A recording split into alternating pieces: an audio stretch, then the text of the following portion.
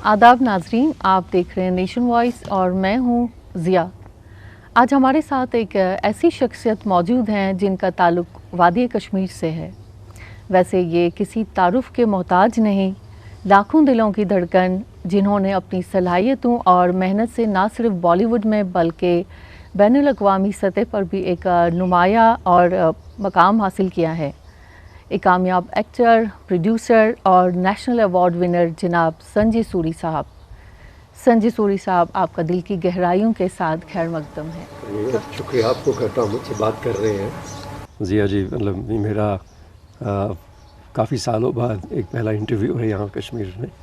तो आते रहते हैं, कभी शूट के लिए, कभी पर्सनल काम के लिए, तो अच्छा लगेगा बात करना।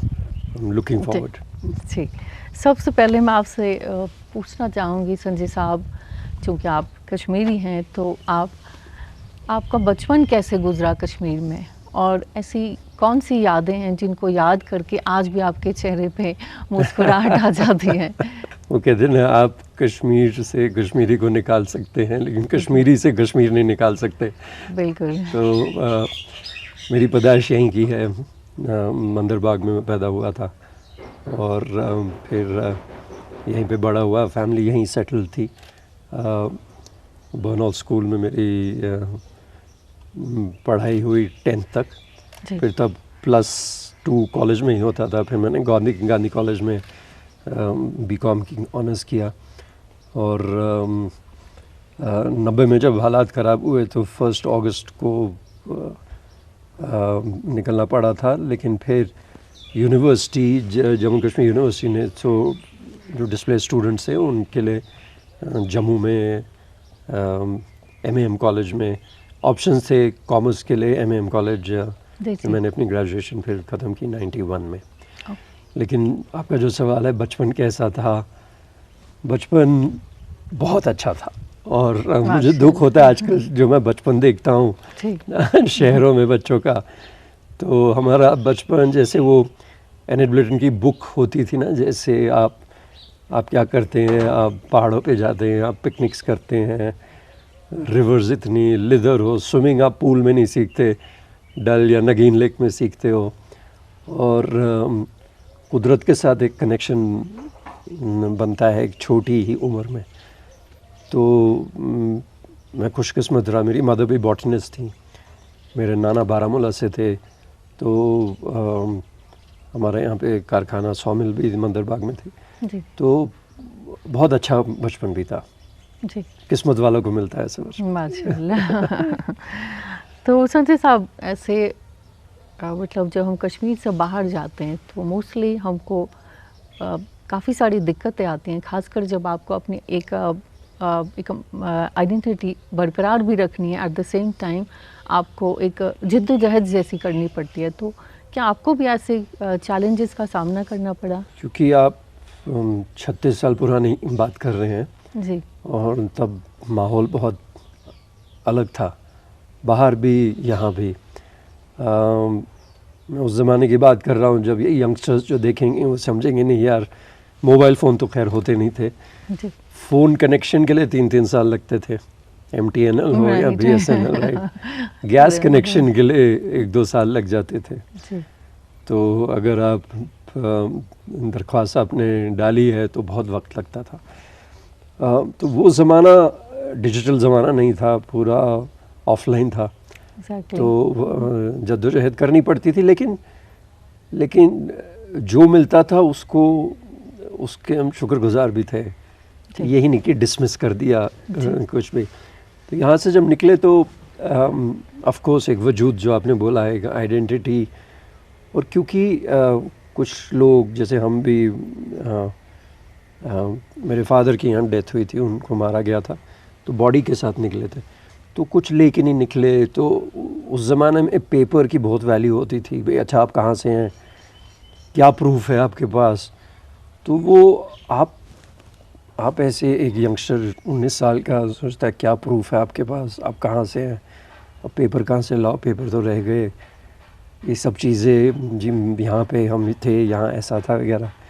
तो फिर गवर्नमेंट ने एक माइग्रेंट कार्ड जैसे बनाया था तब, लेकिन मैं उस पर भी ताज्जुब करता था कि वो डिस्प्लेसमेंट अलग चीज़ होती है, माइग्रेशन अलग चीज़ होती है। माइग्रेट आप करते हैं ग्रीनर पैस्चर्स के लिए, कोई अपॉर्चुनिटी मिली तो माइग्रेट किया जी हमने, America, London, Australia, Bombay, Bangalore.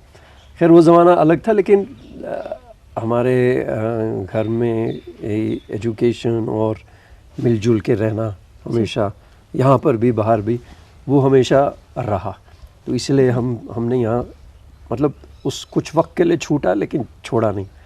तो और मेरे वालिद भी नहीं निकलना चाहते थे। फिर वो एक दिन ऐसा हादसा हुआ तो, लेकिन हम मतलब अब एक टांग इधर एक टांग बाहर, तो काम किया। मुझे 90s का वक्त याद है। एक तो गर्मी, पहली बार 45 डिग्री डील करना, फिर वहाँ पे काम स्टार्ट करना, और ज़ीरो से भी कम, -0,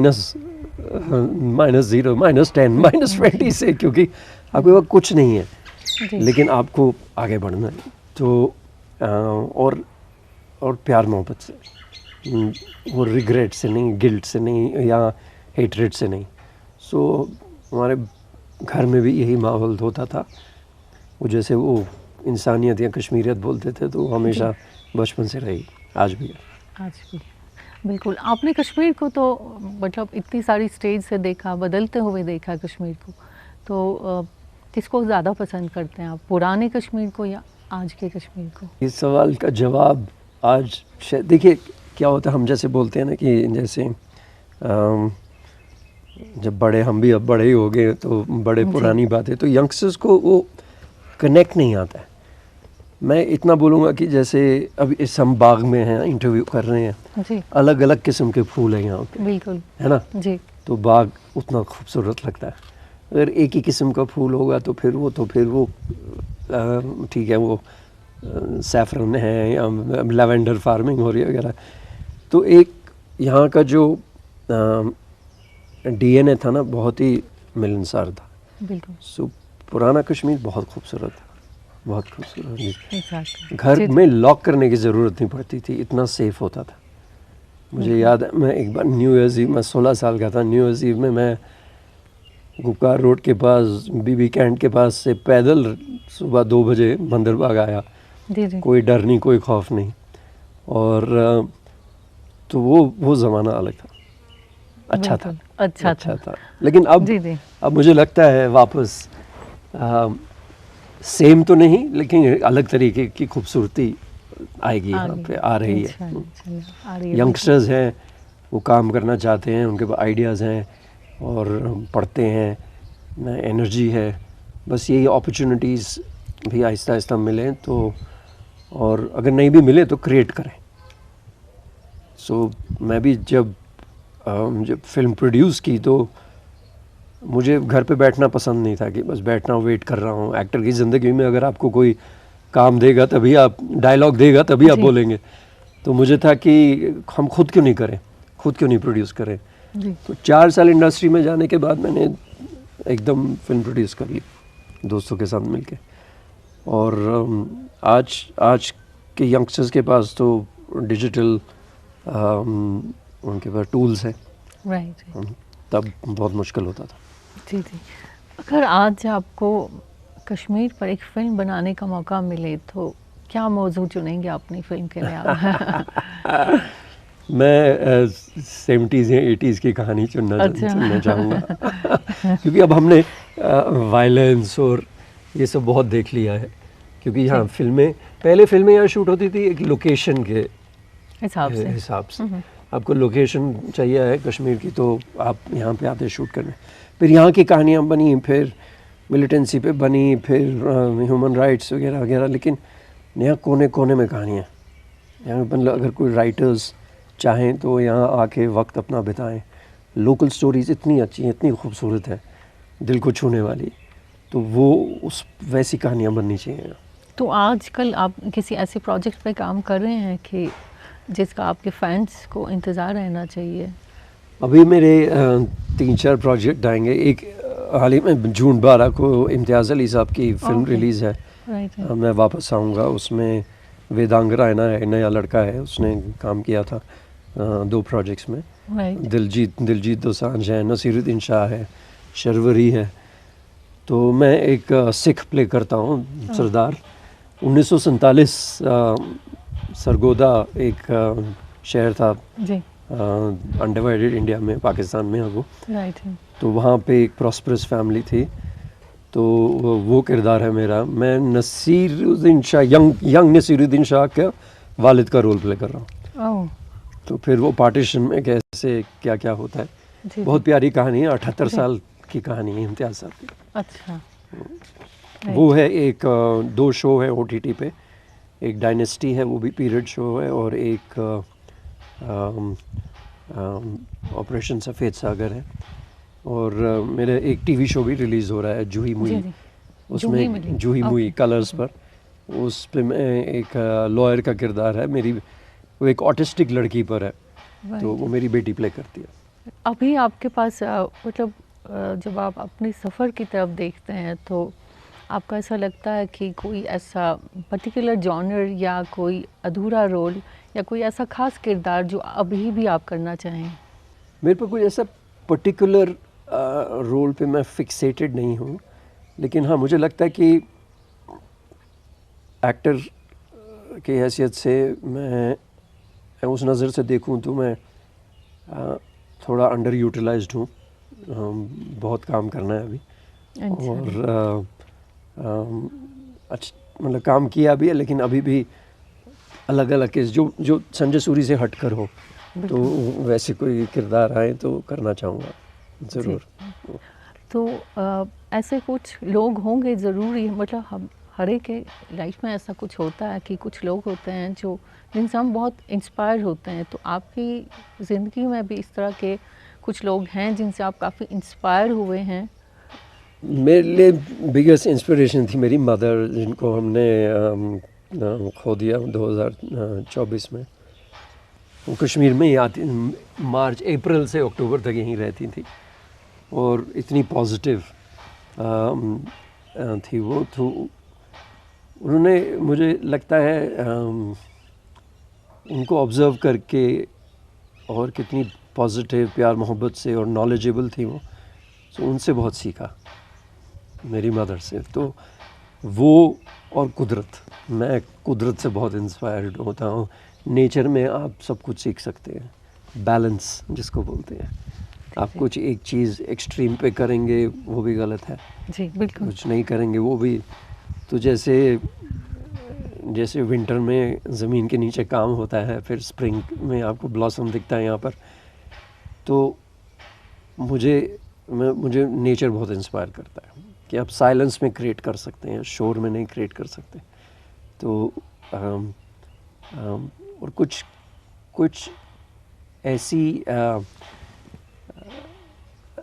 ऐसे माहौल वैसा हो गया, तो मुझे कहानियाँ जो ज़मीन से जुड़ी हुई कहानियाँ हैं वो पसंद है ज़्यादा। और जिस फिल्म या जिस कहानी में आप कुछ सीख के जाए, कुछ ले कर जाए, नफ़रत नहीं, जो कुछ ले के जाए। किताब भी कुछ आपको कुछ बदलती है आप में, कुछ अच्छी कहानी होती है वो आप में कुछ बदलती है, आपका नज़रिया बदलती है, आपका दिमाग खुलता है। मैं ईरानियन फिल्म्स बहुत पसंद हैं, वो कभी ईरान गए नहीं, लेकिन उनकी फिल्म्स के ज़रिए से हम एक कल्चर पता चलता था। हॉलीवुड दिखाता था, आप कोरियन फिल्म्स देखिए, जापानीज़ देखिए, इन डायरेक्टर्स के काम देखेंगे तो आप यार ये भी दुनिया है, ये भी ऐसा करते हैं। तो आई थिंक अच्छा काम और इंस्पायर करता है। जी बिल्कुल। आपने एक हॉलीवुड मूवी को प्रोड्यूस की थी, आई एम करके, उसके बारे में कुछ बता सकते हैं हमको? नहीं, वो इंडियन फिल्म ही थी। तो हमें एक फ़िल्म बनानी थी जिसमें वो इंडिया की one of the largest crowd sourced film भी है। उसमें 400 लोग जुड़े, 40 शहरों से, 40 countries across the world, Indians. तो वो भी ह्यूमन राइट स्टोरीज़ उसमें। तो वो 4 कहानियाँ थी, और उसमें एक कहानी कश्मीर पर भी थी। जी। एक कश्मीरी मुस्लिम लेडी और एक कश्मीरी पंडित लेडी, पांडा लेडी 20 साल बाद वापस आती है अपना घर देखने के लिए और साइन करने के लिए, जी दोस्ती ले रहे होते हैं। तो कैसे पास्ट एक निकल गई लेकिन वो अभी भी पास्ट में रह रही है, और जो छूट गई उसकी ग्रोथ नहीं हुई। तो दोनों ने, और विमेन बहुत सफ़र करती हैं कहीं भी कॉन्फ्लिक्ट हो तो विमेन बहुत सफ़र करती हैं, उनकी कहानियाँ बहुत कम है। तो उसमें ये एक कहानी थी, फिर सिंगल पेरेंटहुड पे थी, और चाइल्ड अब्यूज़ को लेकर थी। उसमें मेल चाइल्ड अब्यूज़, क्योंकि गर्ल चाइल्ड अब्यूज़ के बारे में देखा है, सुना है, बॉय चाइल्ड अब्यूज़ का डेटा भी बहुत शॉकिंग था। तो हमने कहा ये कहानियाँ, 4 कहानियाँ कैरेक्टर्स के ज़रिए हम इनको ज्वाइन करेंगे। तो इसको बोला जाता है एंथोलॉजी। एंथोलॉजी बनाई थी। उसी फिल्म को नेशनल अवार्ड मिला, 2 नेशनल अवार्ड मिले उसको, एक बेस्ट हिंदी फिल्म के लिए और एक बेस्ट लिरिक्स के लिए। वाह माशाल्लाह।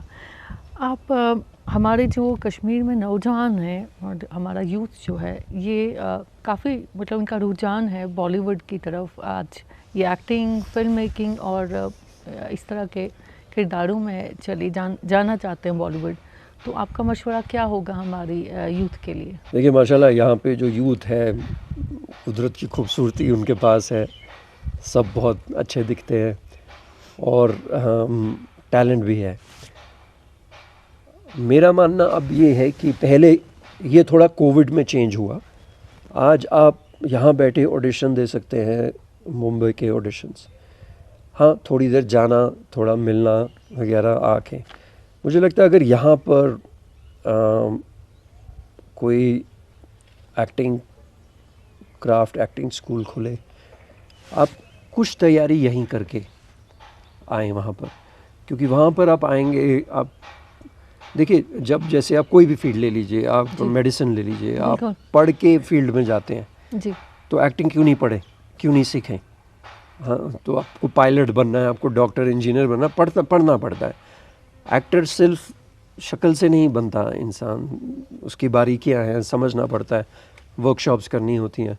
तो मुझे लगता है कश्मीर में, वैली में, नॉर्थ से साउथ तक बहुत अपॉर्चुनिटी है कि कल्चरली आर्टिस्ट को स्किल टीच की जाए, उनको अपनी स्किल होन करने का मौका मिले। थिएटर इंट्रोड्यूस है भी, लेकिन और थोड़ा, हाँ, और म्यूजिशंस हैं यहाँ पर। सूफीज़म का एक बेंट है, कहानियाँ भी आ सकती हैं बहुत खूबसूरत। तो आई वुड फील, इनफैक्ट मैं और मेरे दोस्त जो एक ऑनर डायरेक्टर, हम यहाँ कुछ वर्कशॉप्स करना चाहते हैं, हम करेंगे आप। हाँ, बिल्कुल। और एक और बात आपसे पूछना चाहूँगी कि जैसे गवर्नमेंट ने भी यहाँ पे काफ़ी कुछ ऐसे मतलब काफ़ी इक़दाम भी लिए हैं, मतलब वो चाहते हैं ऐसा कुछ इनिशिएट करना। तो आपको क्या लगता है कि वाकई में फिल्म इंडस्ट्री को अगर हम कश्मीर में प्रमोट करेंगे तो हमारी मईशत यानी हमारी इकॉनमी और हमारे यूथ के लिए फ़ायदेमंद होगा ये? देखिए इसके 2 पहलू हैं। मेरा मानना है कि जब कोई फ़िल्म शूट यहाँ होती है, बहुत हुई हैं, तो उसकी इकॉनमी जो उस फिल्म के सर्विस प्रोवाइडर्स हैं वहीं तक उसकी वो वहीं ख़त्म हो जाती है। लेकिन वो काफ़ी, अगर फिल्म आती है तो बोर्डिंग लॉजिंग होती है, केटरिंग होती है, टैलेंट, जूनियर टैलेंट होता है, कभी कभी सीनियर टैलेंट भी होता है, तो काम काफ़ी मिलता है, लेकिन वो सारा साल सस्टेनेबल नहीं हो पाता। हाँ, मुझे लगता है अगर यहाँ पे एक फ़िल्म स्कूल बने और लोग वहाँ पर acting, direction, cinematography, music, sound design, editing, post production सीखें, एक पूरा 360 डिग्री फिल्म स्कूल, तो जब वो वहाँ से निकलेंगे तो बच्चे यहीं पर फिल्म बनाएंगे, बाहर से किसी को आने की ज़रूरत ही नहीं। आए तो आए, शूट करें, लेकिन आप यहाँ पर अपनी कहानियाँ बना सकते हैं। देखिए हर जगह है, पंजाब की अपनी इंडस्ट्री है, तेलंगाना की आंध्र प्रदेश की अपनी है, तमिल है, बंगाल है, मलयालम केरला है, मराठी है बहुत स्ट्रॉन्ग, हिंदी फिल्म इंडस्ट्री है। कश्मीर फिल्म इंडस्ट्री क्यों नहीं बन सकती? यहाँ पे आपके पास राइटर्स हैं, ज़ुबान की मतलब बहुत अच्छी ज़ुबान है, कहानियाँ हैं और टैलेंट भी है, लेकिन वो टैलेंट को थोड़ा गाइड करना, थोड़ा मेंटर करना। और जब कोई करना चाहेगा तो वो एक सिस्टम में हो पाएगा। जी जी। तो मुझे लगता है गवर्नमेंट को इस तरफ थोड़ा फोकस करना चाहिए। एक फिल्म स्कूल ज़रूर यहाँ पे अपॉर्चुनिटी है।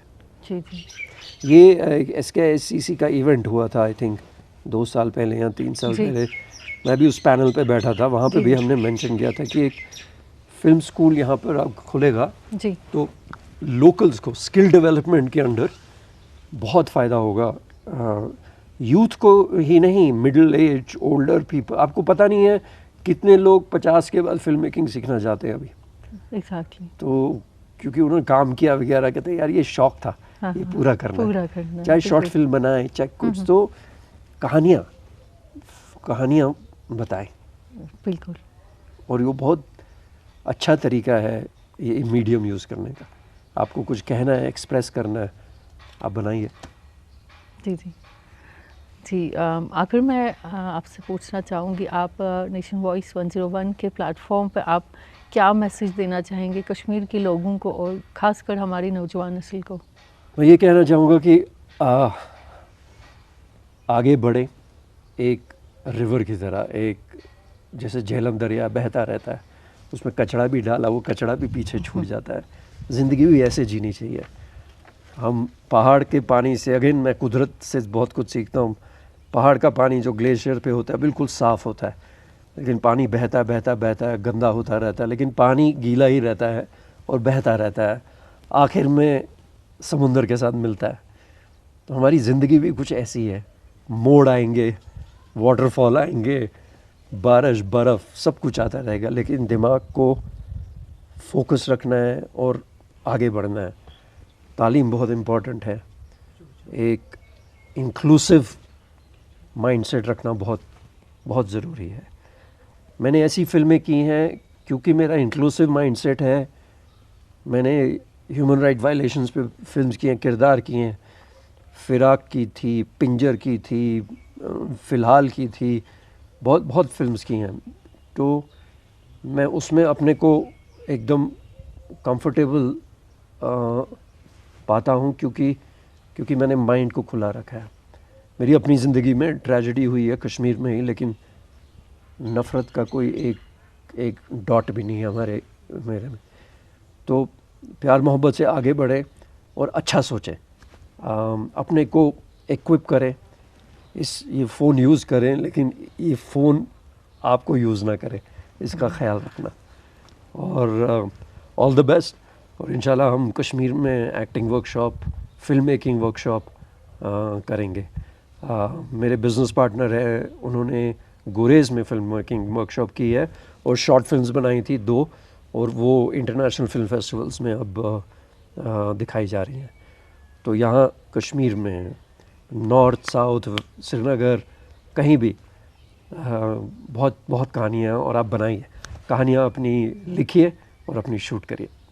शुक्रिया आपका हमारे से बात करने के लिए। बहुत बहुत संजय साहब, आपका बहुत बहुत शुक्रिया और बहुत अच्छा लगा। Thank you so much. आपने इतनी खूबसूरत बातें हमारे साथ शेयर की, तो हम आपके लिए बस दुआ गो हैं कि आप इसी तरह से कामयाब होते रहें और आपके चेहरे की मुस्कुराहट भी यूं ही बरकरार रहे। Thank you. बहुत सारी दुआओं के साथ। Thank तो you. चलते हैं, मिलते हैं हम नेक्स्ट प्रोग्राम में। अभी के लिए अल्लाह हाफिज़।